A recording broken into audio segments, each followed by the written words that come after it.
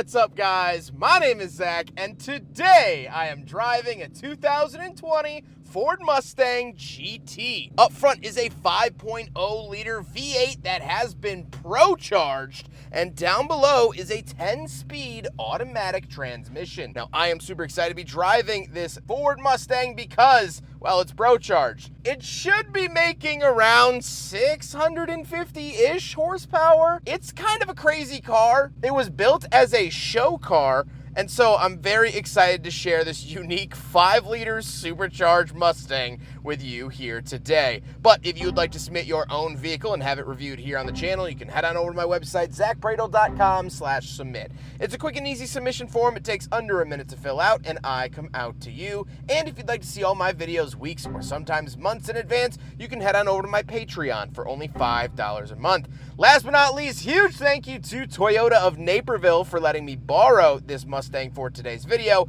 More on them towards the end of the video, but I haven't filmed with them in a couple of years, and it's very good to be back at one of my favorite dealers. But let's get back to that 5-liter Coyote V8 under the hood. Well, that's a factory option for the Ford Mustang. That's the V8, the 5.0, the Coyote, whatever you want to call it. However, a previous owner of this vehicle has Procharged it, which is a supercharger. That's just kind of like the name brand supercharger. It's called the Procharger. It doesn't sit on top of the plenum. It actually sits kind of more like a turbo. And so it has jacked up the horsepower. Now, also, this car is ready for nitrous. However, it is illegal to sell a vehicle with nitrous here in Illinois, so Toyota of Naperville has removed that. Like I said, paired to it is a 10-speed automatic transmission. So this was a show car. An older gentleman owned this vehicle, built it to how he wanted it to be, just to take it to cars and coffee. So he didn't do any racing, he didn't do anything too crazy, so all he wanted was the 10-speed so he could get to the show on time without his left leg cramping. It's fine, it's doing the job, and obviously it's still holding up with the added horsepower, so I'll take what I can get. Last but not least, of course, the Mustang is rear-wheel drive, and it does have some relatively sticky tires on it, aftermarket wheels, and all of that to help put the power down to the ground. So how's it feel to drive the Procharged Coyote V8 Mustang at slow speeds around town here? It's actually very manageable. You hear that supercharger whine all the time. That's kind of one of the signature sounds of the Procharger kit. But honestly, it's very tame. However, I've been driving it very tamely. And so, because we are with our friends at Toyota of Naperville, we have the test track. So let's open this bad boy up. All right, so I have not put my foot down at all in this. So this is my genuine first reaction. I've been kind of puttering around town at normal slow speeds. Let me make sure everything is, tied down. Wait for the runway to clear. We are out here on the test track. A little nervous. I haven't driven like a high horsepower, supercharged, turbocharged V8 in a while. Normally I try not to wear glasses in the videos, but I feel extra cool now, plus to help with my vision. So here we go.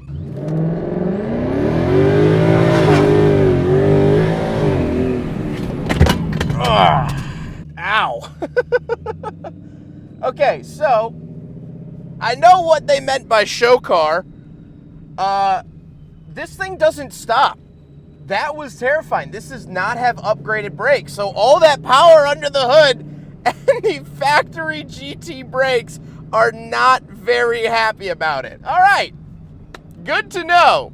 Good to know. Let's do that again now that I have my bearings a little bit.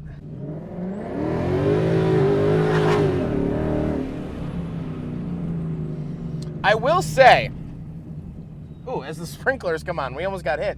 I will say that transmission is a little bit of a letdown because there is such a gap. It's not a very fast transmission, and so you build this power, you build to that climax, and then when it shifts gears, it kind of falls off a cliff. There's big gaps in the power. This thing is an abomination.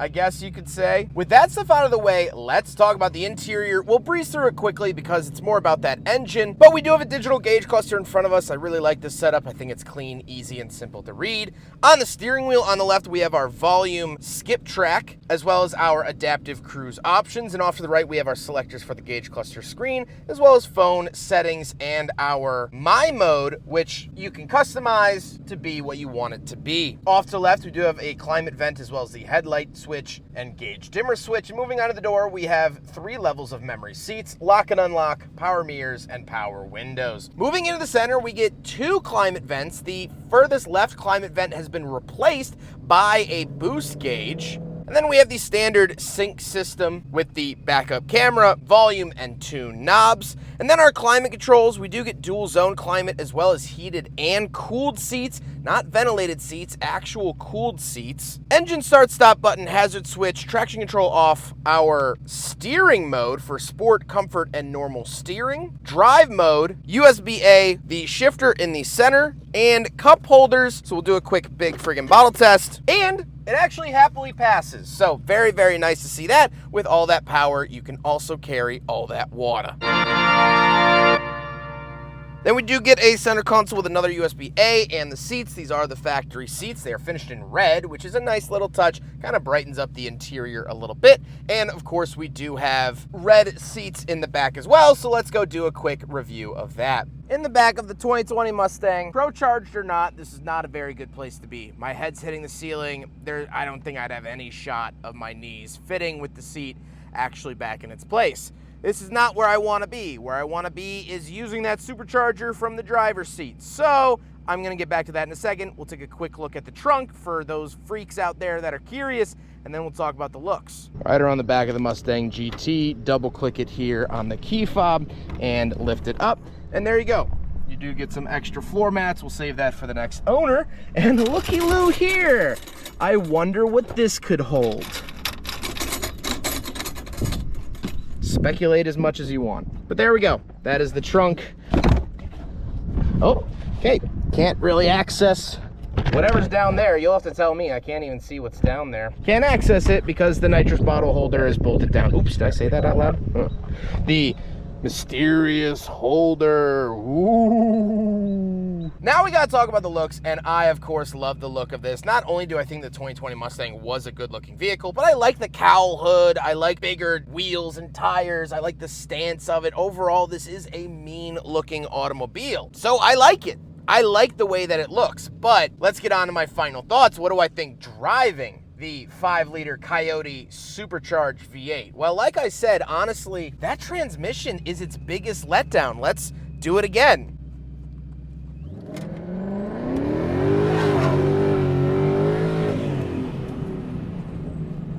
I mean, it sounds mean and rowdy, but then it just...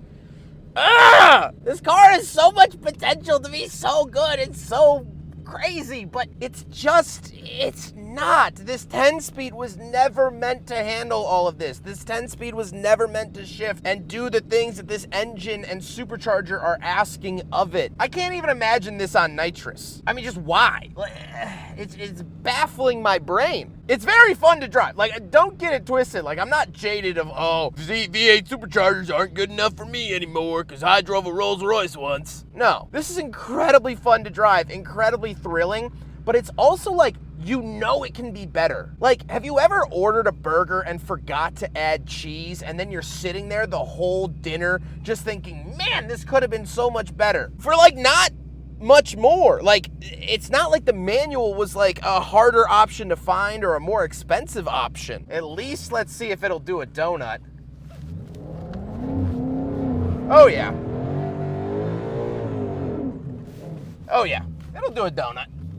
It'll do a couple donuts. So what's the moral of the story? What are my final thoughts driving this? I like this thing. I really, really do. But it just goes to show you that sometimes maxing out all of the boxes doesn't make it the best car possible. Whoever built this car put all the engine work that they possibly could into this factory 5-liter Coyote. They did all the things. But yet, it doesn't feel that solid. It doesn't it doesn't come together in harmony. It feels like parts of the car are fighting itself. It feels like it's just unhappy. It's lukewarm. This feels like wearing a sweater and jeans out on a kayak. It'll get the job done, but you're not gonna be comfy. And I think it really boils down to that 10-speed. I think that 10-speed dramatically hurts this driving experience. This Mustang could shine so bright, and yet it doesn't. But in the meantime, I'm still having fun. I hope you guys enjoyed the video. Huge thank you to Toyota of Naperville for letting me borrow their supercharged Mustang. It is so good to be back. Toyota of Naperville was the first dealer to let me borrow their cars for videos almost 6 years ago, actually over 6 years ago. And so I've since moved away from Naperville. However, I came back for this, and this is absolutely awesome. Toyota Naperville is still wonderful. One of my favorite dealerships, one of the original dealerships that I worked with. They have been supporters from the beginning, and I am eternally grateful.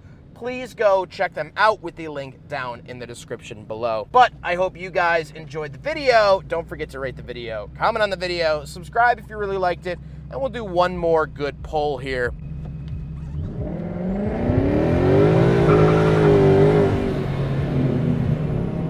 Ooh. Can't say it ain't fun. It just ain't right. It just ain't right. Take care, guys.